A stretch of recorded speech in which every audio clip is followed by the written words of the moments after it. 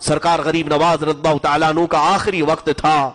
پہلی رجب سے آپ اپنے اس حجرے میں بند ہو گئے جس میں آج آپ آرام فرمائیں.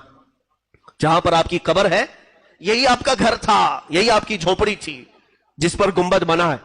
یہ حجرے کے دروازے آپ نے بند کر لیے. پہلی رجب کو جو گئے, دوسری میں باہر نہیں, تیسری میں باہر نہیں, چوتھی میں نہیں, پانچویں میں نہیں, 6 رجب تک دروازہ نہیں کھلا.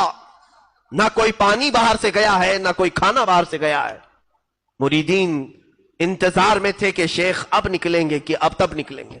6 رجب تک ذکر اللہ کی آواز آتی تھی جو سرکار غریب نواز رضی اللہ تعالیٰ عنہ کا خاص ذکر تھا.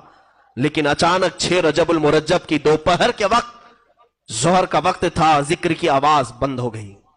ذکر کی آواز بند ہوئی تو موجود جو آپ کے مریدین متوسلین تھے, دروازہ توڑ کر جب وہ اندر گئے تو دیکھا ایک چارپائی پر آپ نہایت ہی آرام سے سوئے ہیں. آپ کی پیشانی سے پانی کے قطرے ٹپک رہے ہیں اور جسم ایسا لگتا تھا جیسے کوئی غسل دے کر کے سلایا ہے. بہت ہی نفیس اور عمدہ خوشبو اس چارپائی سے آ رہی ہے. اور جو موجود بزرگ ہیں وہ فرماتے ہیں جیسے ہی ہم نے غریب نواز کو پیشانی پر بوسہ دینے کا ارادہ کیا, آپ کی پیشانی پر واضح طریقے سے یہ لکھا ہوا دیکھا, ھذا حبیب اللہ مات فی حب اللہ. یہ اللہ کا حبیب ہے, اللہ کی محبت میں چلا گیا. یہ جملہ آج بھی دربار غریب نواز کی چوکھٹ پہ لکھا ہوا ہے. آج جانا تو اس جملے کو دیکھنا کہ غریب نواز کی وفات کے وقت آپ کی پیشانی پر یہ جملہ لکھا ہوا تھا. وہ اللہ والا اللہ کی محبت میں دنیا سے گیا ہے اور ہزاروں کو نواز کر کے گیا, اب بھی نواز رہا ہے. دربار غریب نواز میں ہماری یہ عقیدت قبول ہو جائے. مولا ہم اجمیر پہنچ نہ سکے, اس غریب نواز کے دربار تک ہم غریبوں کی آہیں پہنچا دے, ہمارے سوالات وہاں تک پہنچا دے. اے رب ذوالجلال, عطا تو ہی کرتا ہے. دروازہ غریب نواز سے ہم تیری بارگاہ میں سوال کرتے ہیں.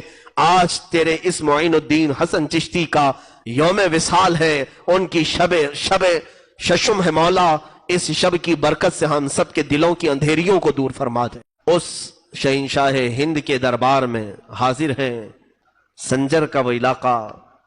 غریب نواز کے والد گرامی سید غیاث الدین رضی اللہ تعالیٰ اور ان کی والدہ بی بی ام الورا, دونوں حافظ قرآن تھے, دونوں عالم تھے. اور یہ تقریباً 537 ہجری کے قریب کا کچھ واقعہ ہے. سنجر کا علاقہ مشہور تھا, پورے کے پورے علاقے میں جو لوگ رہتے تھے وہ کوئی ایسا نہیں تھا جو تہجد نہ پڑھتا. ایک رات ایسی آئی, 13 رجب المرجب تاریخ یہ بتائی گئی ہے, 13 رجب کی تاریخ تھی اور آسمان پر آدھی رات میں ہی سفیدی ظاہر ہو گئی اور اتنی سفیدی سی آئی کہ لوگوں کو گمان ہونے لگا کہ صبح صادق ہو چکی.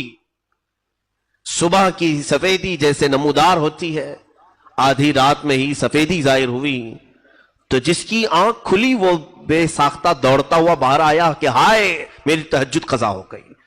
ایک گھر پر آسمان سے جھما جھم نور کی روشنی برس رہی ہے, نورانی قندیل لٹکی ہوئی ہے. اور وہ گھر پتہ کرنے پر معلوم ہوا کہ حضرت غیاث الدین رضی اللہ تعالیٰ عنہ کا گھر ہے, بی بی ام الورا کا گھر ہے. تو کئی تہجد گزار بزرگ وہاں پر جمع ہوئے کہ آدھی رات میں اجالا اور ان کے گھر سے اجالا. ابھی یہ سب کشمکش میں تھے کہ غیاث الدین کا دروازہ کھلا, ایک دایا باہر آئی اور معین الدین کی ولادت کی خوشخبری سنائے. حسن چشتی رضی اللہ تعالیٰ عنہ غریب نواز کی ولادت کی تاریخ میں لکھا گیا ہے آدھی رات میں پورا سنجر روشن تھا. لیکن پتہ کرنے پر, جانکاری حاصل کرنے پر یہ معلوم ہوا کہ یہ نہ صبح ہوئی ہے نہ سفیدی ہوئی ہے, بلکہ یہ کوئی اور صبح معین الدین لے کر کے آیا ہے. کفر کے ظلمات میں, شرک کے اندھیریوں میں معین الدین نام کا ایک چہرہ ایسی سفیدی لایا ہے کہ یہ سفیدی اب وہاں سے نکلی تو ہندوستان میں آئی. اور ہندوستان میں بھی جب وہ آئے تھے یقیناً یہاں بھی بہت اندھیرا چھایا ہوا تھا, کفر کا اندھیرا, شرک کا اندھیرا, جادو کا اندھیرا, بدعات کا اندھیرا, خرافات کا اندھیرا. لیکن جیسے ہی یہ چاند طلوع ہوا انہی اندھیریوں میں خوب 90 لاکھ کو روشن بھی کر